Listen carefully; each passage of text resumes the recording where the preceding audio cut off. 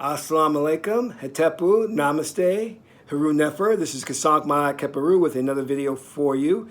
And in this video, I want to talk about the secret to using your God power. But before I do that, I want you to hit that like button, subscribe to my channel if this is your first time watching, and feel free to share this video with family and friends because we want to get this revolution started. Now, the secret to using your God power. I've often said that you are God man, God woman. You're not a human being, you know. You're not a race. You're not a gender. You are consciousness, all right? What we need to start looking at that is of paramount importance is the fact that there's only a certain point to where science can go, then the occult takes over. Now, what do I mean by that exactly?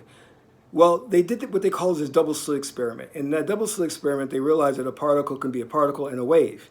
And this represented a dichotomy to them. And they also realized that a subatomic particle reacted to the expectations of the observer. So depending on who was watching it, it then did what they call was the collapse into a fourth dimensional scenario. So when the very act of observing something means that you are manifesting that thing. You are manifesting, everything around you that you see. So to say the law of attraction, The Secret, and reality transurfing are not working is incorrect because within you is an intelligence. And this intelligence, some say is a spirit, Holy Ghost, or Oser. This intelligence is manifesting things for you, good or bad. You have individuals who, a woman may get into a relationship that's abusive and find that every guy she meets, it always ends up being an abusive relationship. Well, let me key you in on something important. Your memories of when you were raised as a child, abused by your father, had a loving relationship with your mother, those memories, because of these strong emotional ties, even though they may be in the deep recesses of your mind, get manufactured or manifested into the fourth dimensional plane. But you don't know that they're there because they take on different types of scenarios. Where you had a close relationship with your mother, you may come in contact with somebody and have a close relationship with them, even though they're not your mother, they're just a friend, but that is still a situation that you've manifested for yourself. And the thing to keep in mind here is that it doesn't matter good or bad, you're going to manifest something. You're not discriminating against what you're manufacturing. And the reason being is because whatever you have a strong emotional tie to, whether it's something that you fear, whether it's something that you love, more than likely is going to manifest. And it won't manifest as apples to apples, but maybe apples to oranges in a way, you know? So that makes it harder to see the scenario come to fruition, but rest assured, it's there. It's present. In fact, I had this experience not too long ago where I was watching a documentary, and it was about a famous actor who, growing up as a kid, I used to love his films, but his career has since took a nosedive.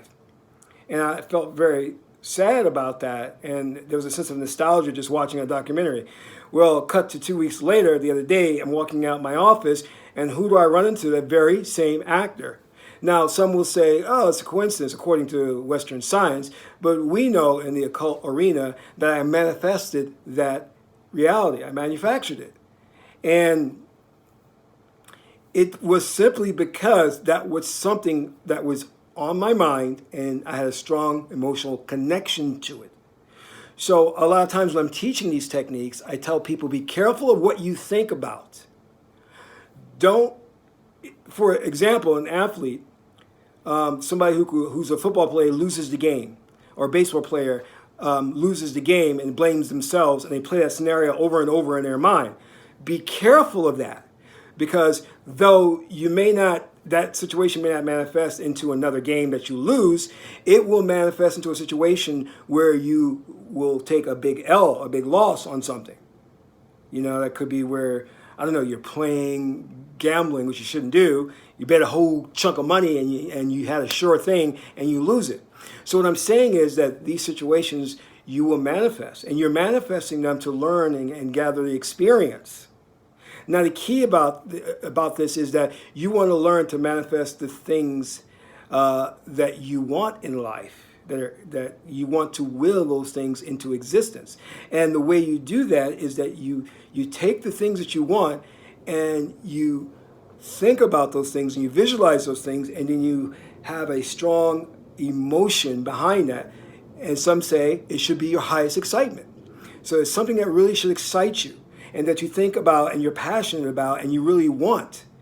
That can get you to where you need to go. In other words, that alone can cause you to shift to a parallel universe to where the thing you want is there and you can interact with it and have it.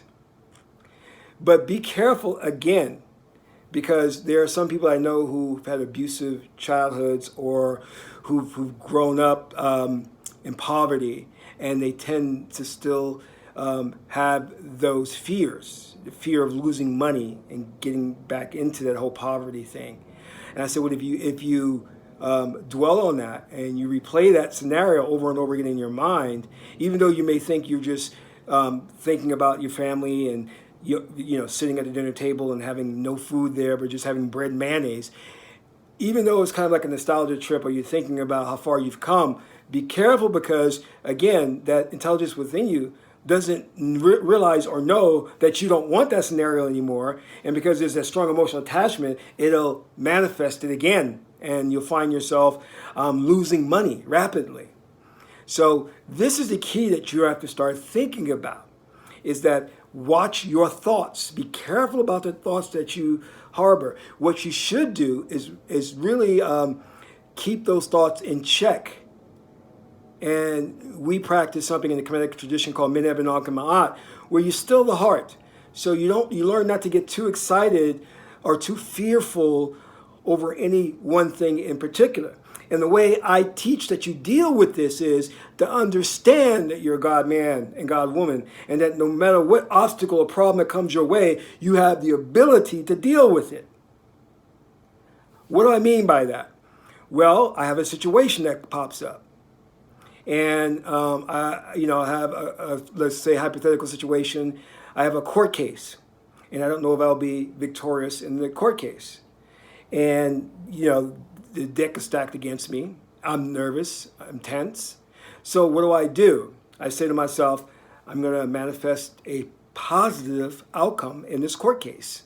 And then I have to embellish the emotion that is associated with being victorious in that court case, maybe to where the judge decides in my favor. And I feel that. And I have that permeate every fiber of my being. And what that will do is, going back to the subatomic particle, because we know those particles vibrate, you're going to start to vibrate to a frequency that moves you from this dimension, this parallel universe, to a parallel universe to where you are victorious in the court case. Just an example I gave you about the famous actor. That famous actor just didn't appear there. I shifted to a parallel universe to where the actor was, so I can interact with that actor. I brought that into being. So with that in mind, and an understanding of how powerful you are, nothing should cause you to have anxiety. Nothing should cause you to have fear. Because whatever it is, whatever trepidation or thing that's troubling you, all you have to do is say, I will manifest the correct outcome. I will manifest a positive outcome. But you have to be assured and believe that that will happen. And that belief and that positive feeling alone will get you to shift into a new world where where you are God man, God woman, and you can have what you want. There are no limitations. In fact, one of the reasons why I have a problem with the modern religions like Christianity and all the others is that they have you believe that you are powerless, that you have no control over the outside world, that whatever happens, you're at its whim. That is the incorrect way of thinking, because, again, like I said, the spirit within you grant your wish. If you believe that you have limitations and that you're powerless, it will create your world to where you are powerless and you have all these limitations self-imposed upon yourself. Think about that. So I want you to get my ebook, The New Kepler Ankh. Just you can purchase it in the link below while you still have time. And feel free again to share this video with family and friends because I really want to get this information out there. And until my next broadcast, this is Kasank Ma Keperu, son of Tahuti and Ma'at. Amin Ra.